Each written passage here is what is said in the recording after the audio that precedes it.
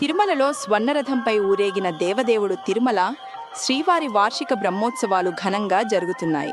ఇందులో భాగంగా 6వ రోజైన సోమవారం సాయంత్రం శ్రీవారు బంగారు తేరులో విహరిస్తూ భక్తులను అనుగ్రహించారు. స్వర్ణరథోత్సవాన్ని దర్శించడంతో సంపదలు, భోగభాగ్యాలు, సుఖాలు చేకూరుతాయని భక్తుల విశ్వాసం. తిరుమలలో ఇసుకేస్తూ రాలనంత జనం, తిరుమల కొండంతా భక్తులు అనే రీతిలో పెద్ద సంఖ్యలో భక్తులు తరలివచ్చారు. గరుడ వాహన సేవను తిలకించేందుకు లక్షలాది మంది భక్తులు శనివారం రాత్రి నుంచి గ్యాలరీలో వేచి ఉన్నారు. ఇప్పటికే గ్యాలరీలు 80% నిండాయని, కొన్ని ప్రాంతాల్లో మరికొందరు పట్టే అవకాశం ఉందని అధికారులు అంచనా వేస్తున్నారు. అద్వితీయం, అమోఘం.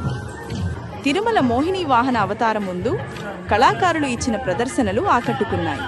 భక్తులకు కనువిందు చేస్తూ వివిధ రాష్ట్రాల సంస్కృతి, సాంప్రదాయాలను ప్రతిబింబించేలా ప్రదర్శనలు సాగాయి. వాహన సేవతో పాటు ప్రదర్శనలను భక్తులు ఆసక్తిగా తిలకించారు.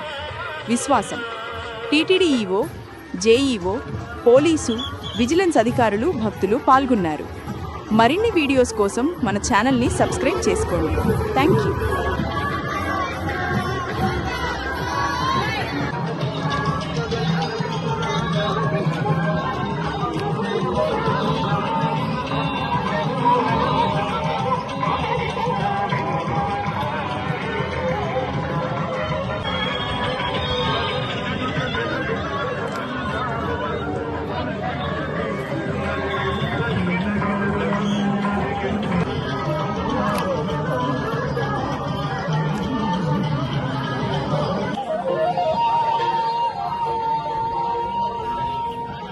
ఇంతకీ మీరెవరో చెప్పలేదు.